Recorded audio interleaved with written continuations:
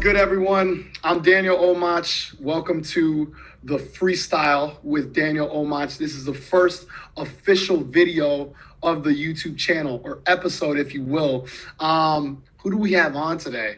None other than the esteemed author of the Six Pack Playbook. We have Dave Omach. Dave, what's good? My brother, things are great. Thank you for having me. I'm excited about the channel. Yes, I am the author of the Six Pack Playbook. I appreciate that plug, and let's get into it, man. I'm excited. Let's do it. Yeah, I was gonna kick it off and say, he's Dave Omach. I'm Daniel Omach, no relation, but as I'm sure you can tell if you're watching this video, there is in fact relation. Dave is my older brother, 3 years older than me. Taught me everything I know, good stuff, bad stuff. So anyway, yeah, we have Dave on. Dave, I read your book. I read it really fast because it was just honestly super interesting. What got you interested in wanting to make a book in the first place? I think a lot of people are passionate about things. They're interested in different ideas, but you decided, I'm going to write a book on this and kind of mass produce it. What got you interested in that? Great question. So for me, obviously, our father is an author. So I think probably subconsciously wanting to be a little bit like him, that's probably where some of the inspiration came from. But I know for me, coming up and growing up, I didn't have that many areas where I was just extremely confident with moving forward and doing things. And, it's funny because I almost didn't write a book because I didn't think I was in, good enough shape. And I just kept pushing, and kept following the playbook and doing the things that I was doing to get into shape. And I realized, wow, you're actually in shape and you could possibly be sort of a leader in this space. Maybe you should put something out to help other people. There's no fun in just being the guy that's in shape but doesn't want to show other people how to change their lives. And I think that's really the inspiration. I wanted to help other people, and probably because of our father.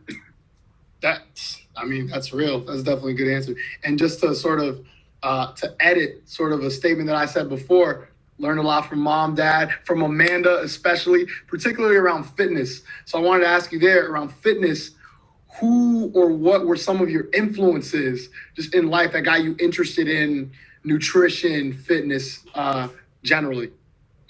Yeah, I'm glad you brought up our sister, Amanda. She probably gave me the largest nutrition and fitness base. Yeah. From a knowledge standpoint. Yeah, me too. Out of anybody. I stopped doing a lot of things just because I was asking her, what do? Do you eat cereal? She's like, I don't eat cereal, so I just stopped eating cereal. Coffee. She's like, I drink my coffee black. Wait, really quickly on the cereal front, I don't know where we got this from, but we literally used to eat 3 bowls of cereal a day. Am I wrong? 3 No, meals. You're exactly right. Maybe more meals, and then a cereal bowl in between each one. I thought it was normal. And I remember Amanda also telling me hey, I don't eat cereal like that. And I was like, what do you mean you don't eat cereal? Cereal is life. What? Cinnamon Toast Crunch, Lucky Charms. Anyway, yeah, that resonates with me a lot. But yeah, keep going. Yeah, just because, I need to edit my statement a little bit. I don't buy cereal, but I definitely eat it. I just decided not to buy it anymore. But like you just said, we would eat cereal when we're just bored. Just like we would eat a meal, like a full dinner, 20 minutes later, we're eating cereal. We're not hungry. We just love cereal and we need cereal. So I don't know where we got that from either. I don't know. It was literally, all right, there's nothing on TV. There's always a bowl of corn pops somewhere, or Frosted Flakes. And just a quick call out, considering, we grew up in the same house. You used to do a lot of interesting things with your cereal. So it's just cool to see how far you've come, considering, I don't want to get too much into detail, but, you were mixing and matching. I think you were the first person to mix and match cornflakes with corn pops. But then I remember you dicing up sausage actually and putting them in cereal, and I know we're in front of, gigantic audience. Thank you for the 8 people who tuned in. But, what do you have to say for that as the author of the Six Pack Playbook? Yeah. Honestly, that's just one of those things that I just have to accept. I was that guy. I did dice up Vienna sausages and put them into my cereal. And I would put that cereal with the milk in the microwave. So I would heat it and cook my cereal. I almost and forgot that part. Yeah, so it's crazy because, growing up, I copied you and Amanda in different ways. I copied you in a lot of ways. And I remember you did that. And I think that's where I decided to draw the line. I was like, all right, this guy's going in a different direction. He's cutting up sausages and warming them up in the microwave. And I used to copy you like a robot. And I was like, we're not going to do this one. This one, that's you. Dope. Good for you. That's not for me. But no, yeah. But no, in all seriousness, I've found over the last few years that I lean on you a lot when I have questions about, maybe over the last 2 years, when I have questions about nutrition or what you eat for this. And it made me wonder, how much were you just receiving questions from people about what to eat, what to do while you were on your fitness journey? Yeah, that happened a lot. Just to give some more context on this fitness journey, obviously I was out of shape. Some people didn't know how out of shape I was just because I would never be shirtless. I'd be wearing big shirts, like larges and extra larges. So it would just look like I was just a regular shape. But underneath, it wasn't pretty. It was not cute, just to put it lightly. That being said, I have a lot of friends that were around me that were in actual great shape. And they really inspired me. So I would ask them a lot of questions, finally started to catch up to them. And then the exact same thing ended up happening. They started to ask me questions about what I was doing. And that's where it started. It started with my close friend group.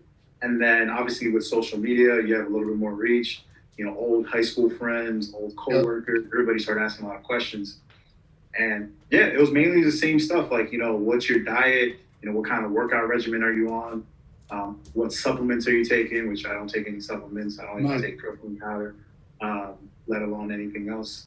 And so yeah, it was always that kind of a conversation. It's interesting, really interesting. And it's interesting that I feel like you've been this way for a while where you didn't take anything external, no supplements. And you used to say, like, man, we're athletes. Like, we could just eat chicken and, not just eat chicken, but eat chicken, eat right, and work out, and things will show up. And I think what I found related to that in your book that I liked was the simplicity. It was so refreshingly uncomplicated, so much so that I can pretty much remember. Typically when I read books, it's like, oh, there'll be some gems in there, but you don't quite remember everything for that. And I still open it up from time to time already, but I just remember, I'm like, okay, snacks, don't eat stuff that's crazy in sodium or crackers and chips, and I'm working on, I just bought some apples for the apartment. They're not bad. Are they as good as, some of the pastries that I used to enjoy? No. Are they as good as Oreos? No. But they're better for you. But anyway, the simplicity is big. Can you talk a little bit about what you were aiming for in just making this super simple and how you expect people to maybe use the Six Pack Playbook? Yeah, that's a great question. For me, that's what I had to do. I had to make it simple in order for me to actually get to where I'm trying to get to, right? So as you mentioned with the sodium, that was one of the small changes and adjustments that I made. I just decided, let me see if I just don't need sodium, right? Can I replace this with herbs and spices just to, get similar flavor, but without all the, bad attributes of sodium. Yep. And it was just that kind of a thing. I noticed that for most people, when they get into shape, with the exception of those who take supplements and all those other things, it's just about the discipline over time. And it's the discipline in doing very little things often and over time. I made it simple because I really do think it is simple, not to be confused with easy, but it's simple. There's not that many things you have to do. So that was the only way that I could really do it myself, and that's the only way that I thought I could communicate it to others. It has to be simple. Yeah, so couple pretty good gems I thought from the book. One, the distinction between simple and easy, right? Simple can mean straightforward, it's a few things, but it's not easy because it takes a discipline and a commitment. And so the gems within that, you mentioned some people are interested in getting in shape, some people are committed to getting in shape. That was another distinction you made. And interested is honestly probably me. And I'm getting to the point of like potentially getting committed to it, just thinking about long term what that can do for one's kind of livelihood and how you feel. But that's a big distinction. You're not saying it's an easy thing to do to get to the 6 pack or the 8 pack or whatever, but you're saying it is simple in nature. Eat these certain things, cut out this BS, and exercise with this stuff in mind. Yeah, I just thought that was helpful. And the other thing you said is, I think you said it's was it about responsibility? You mentioned, oh, okay, this is what you said. I got it. You said unsustainable methods lead to unsustainable results. And I thought that was so big, just as a lesson that people can take in life, really. If everyone wants to say, all right, I'm going to sprint 500 meters every day for the next 10 days, it's like, all right, you could do that. You're going to be so exhausted that you're not going to actually be able to continue that pattern and continue the progress that you've made. Yeah, so can you speak a little bit about your experience with that? And yeah, just dropping those gems. Yeah, no, that was one of those gems for sure. Basically, if the process and if the method is unsustainable, the results will also be unsustainable. And I know that firsthand because I failed. So everybody sees the result, right? They see the physique, but there was a lot of time that took, number one. And then number two, there was a lot of failure, right? So at one point, I was just overexerting myself, working out a crazy amount, doing a crazy amount of cardio, right? Just running activities, high intensity. And I was dropping weight extremely quickly, but my physique wasn't changing and I couldn't keep it up. So that's when I knew you have to do things sustainable, make little changes. And then over time, as you get more committed to working out, you'll just naturally be more disciplined. It's like the analogy would be someone who wants to start waking up early. You know, if you've always been waking up at 9 a.m., 10 a.m., 11 a.m., you know, waking up at 4 a.m., you can't just like jump into it. Yeah. Like, it'll be tough. You could, but I wouldn't recommend it. I recommend, okay, start by like reducing it by 30 minutes, then another 30 minutes, another 30 minutes, and then, you know, in a week or two, you'll be at 4 a.m. It's the same thing with these unsustainable practices with getting into shape. A lot of people, they want to, like you mentioned, just 500 sprints, something crazy. It's just not sustainable realistically, and your results aren't going to be sustainable either. Yeah, no, that's super cool. I think it's just helpful because people are, when I started posting it, even on my Instagram, people were like, you know, wow, like your brother, crazy shape. And I think people want to figure out how did he do it? And it needs to be sustainable in order for them to be actually realistically apply it to their lives. Otherwise, it's just something that people marvel at and don't actually do and incorporate in their life. So I thought that's what was cool about the book. There was a real translation that happened where it was like, hey, sure, these are the results, but let me very clearly and simply translate it to specific things you can do on a daily basis, even on an hourly basis. So you mentioned the physique in your last response.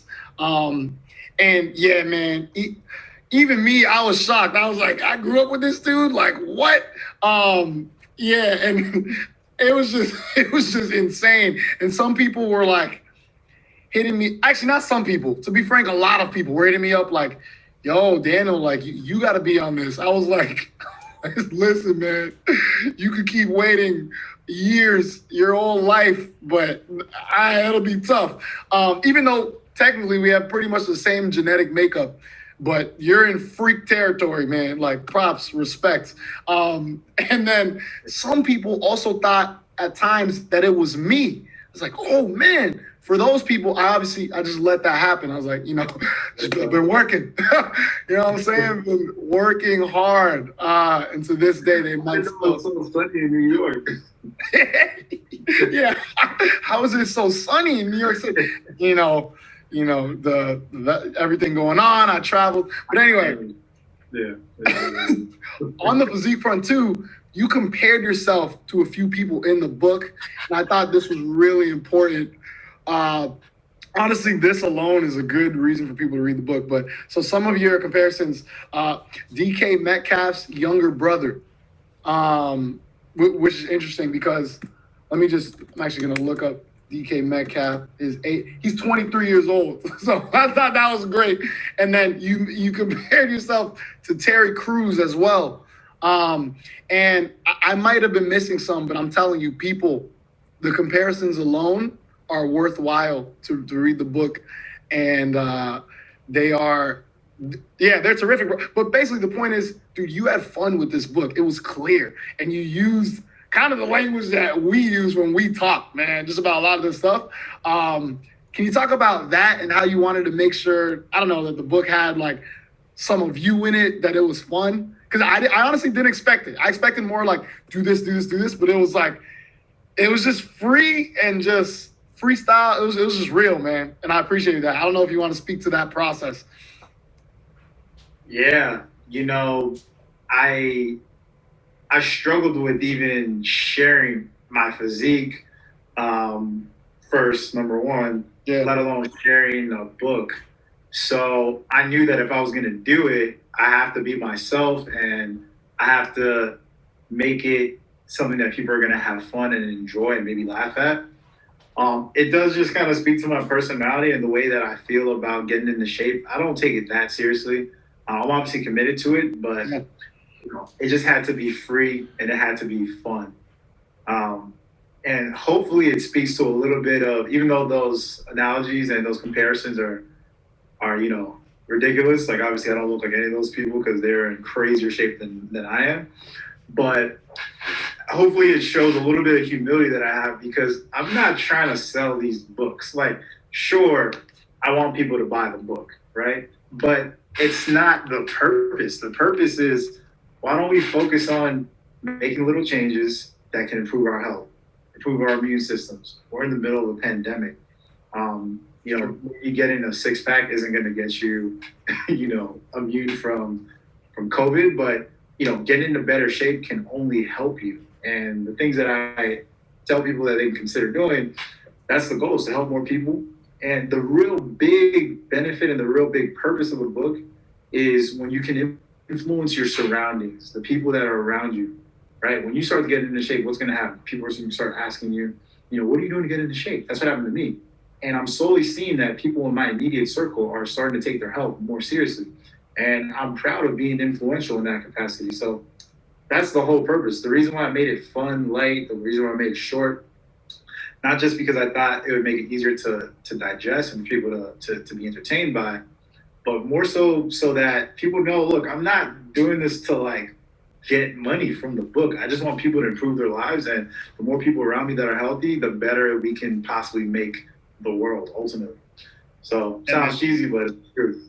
No. I think it's real. And I actually think it's timely too. When you think about the fact that we are in a pandemic, I feel like an understated component of this is just more holistic health. People are thinking, obviously wear masks, wear your freaking mask, people. Obviously social distance, but there isn't enough conversation about holistic health, just overall, even, in the case of Black people being more exposed to hypertension, things like that. All right, how do you lower your blood pressure? We'll have a healthier diet, for example. But then just things for all people as well, fitness and being in a better shape can help you kind of tackle or handle the virus. Obviously, it doesn't guarantee anything, and obviously rest in peace times 300,000 plus to so many people that have been lost either way. But it's just a consideration that, quite frankly, I don't hear enough in this conversation about mitigating the virus and its effects. And yeah, what I like about this book is so many of us have been inside, to be honest, going the opposite direction in terms of our health. And it's difficult. People have to adjust to working out indoors, to being conscious of, limiting our exposure to risk.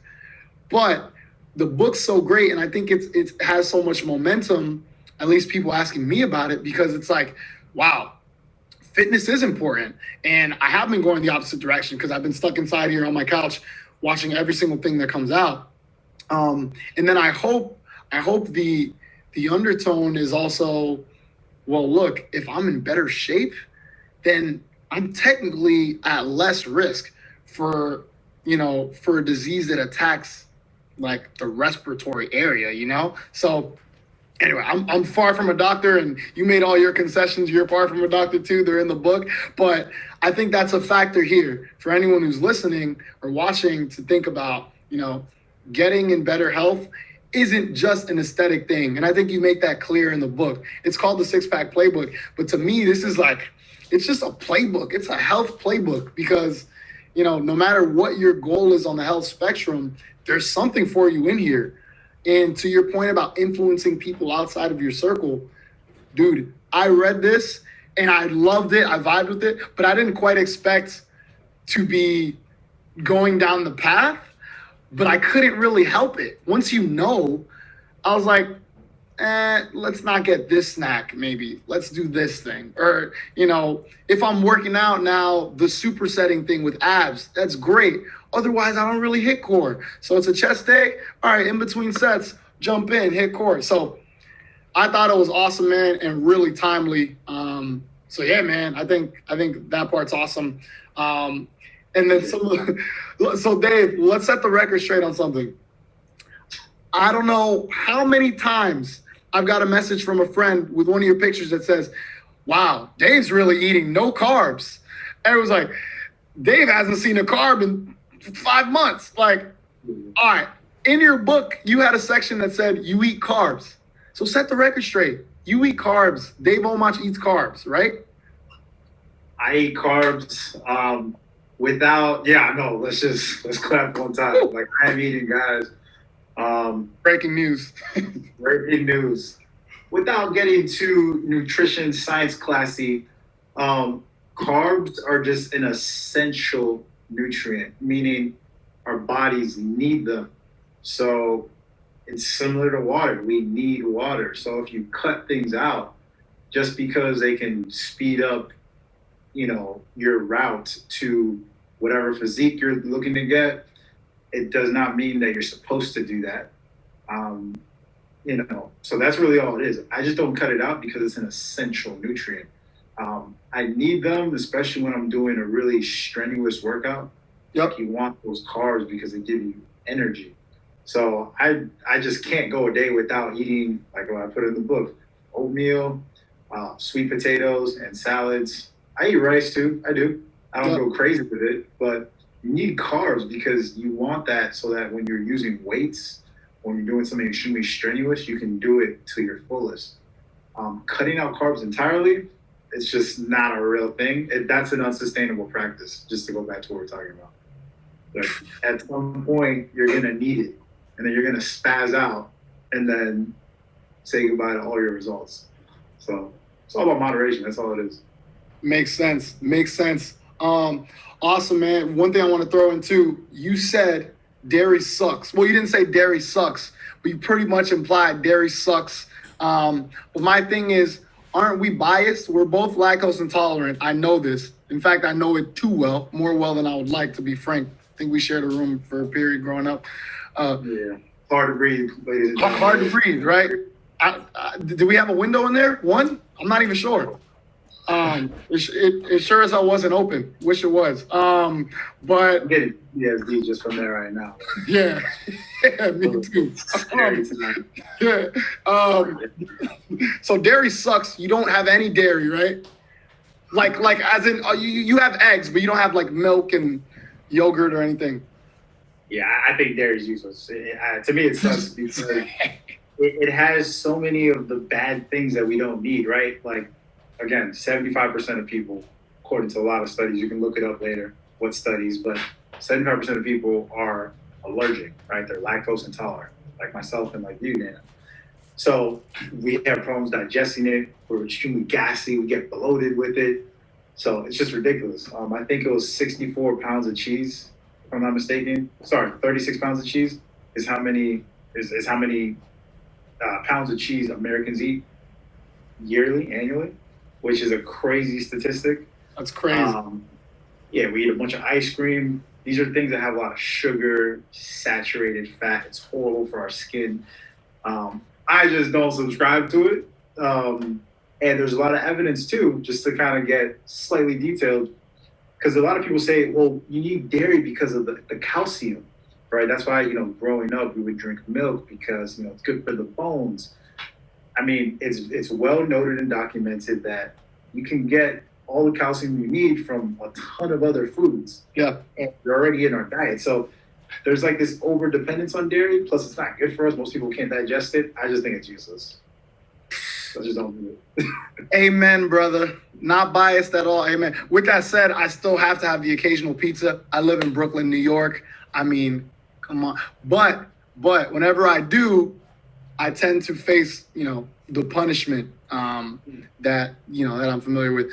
Cool. Look, I don't want to keep it too long, but the last thing I do have to chat about is in the book, you have a number that continues to increase.